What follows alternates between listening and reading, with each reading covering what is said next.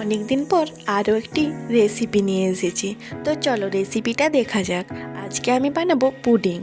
তো প্রথমে আমি 1 কাপ চিনি নিয়ে নিয়েছি এবং সামান্য একটু জল দিয়ে দিয়েছি।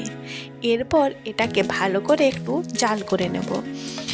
যতক্ষণ না এরকম কালারটা আসছে ততক্ষণ একটু এটাকে ভালো করে জাল করে নিতে হবে। তারপর যখন হালকা এরকম কালারটা চলে আসবে তখন একটি পাত্রে আমি এটিকে ঢেলে নেব, যেটিতে আমি পুডিংটি বসাবো। তো এই যে পাত্রটিকে ভালো করে ঢেলে নিয়েছি এবং সমতল জায়গায় রাখতে হবে। তারপর পুডিং করার জন্য এখানে আমি 2টো কলা নিয়েছি এবং কলাগুলোকে হাফ হাফ কেটে মিক্সিতে দিয়ে দিচ্ছি। এরপর একটা আমি ডিম ফাটিয়ে নিলাম।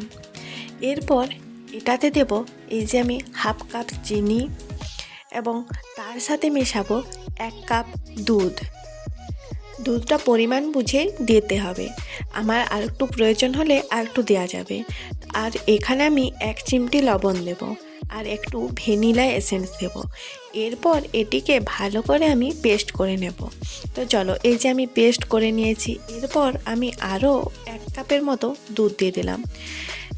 এরপর এটিকে আরেকবার মিক্সিতে ভালো করে পেস্ট করে নেব।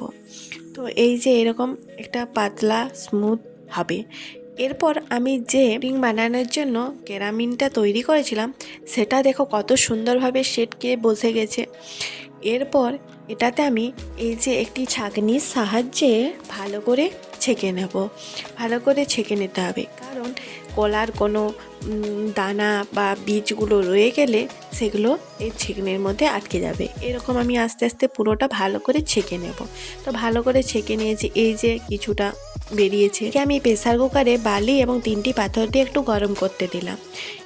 আর এই যে বেটারটিকে আমি ঢাকাটা দিয়ে দিলাম টিফিনে, তারপরে প্রেসার কুকারের মধ্যে দিয়ে দিলাম। এরপর প্রেসার কুকারের মুখটি বন্ধ করে দেওয়া হলো। এরপর 15 মিনিট পর এটাকে খুলে দেখি যে কেমন হয়েছে। 15 মিনিট পর দেখি হয়ে গেছে। তারপর আমি 1 ঘন্টার জন্য ফ্রিজে রেখে দিয়েছিলাম। তারপর ঠান্ডা করে এটিকে আমি তুলে নিয়েছি। একটু ফেটে গেছে, তবে খুব সুন্দর হয়েছে আর প্রচুর সফট হয়েছে। তোমরাকে চলো একটু কেটে দেখাই। এই যে একটু কেটে দেখাচ্ছি, এতটা সুন্দর হয়েছিল, ভীষণ সুন্দর হয়েছিল। চলো তোমরাকে একটু কেটে দেখাই।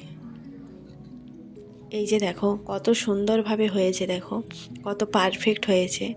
তো তোমাদের যদি ভিডিওটি ভালো লেগে থাকে তবে লাইক, কমেন্ট, শেয়ার এবং সাবস্ক্রাইব করে দিও।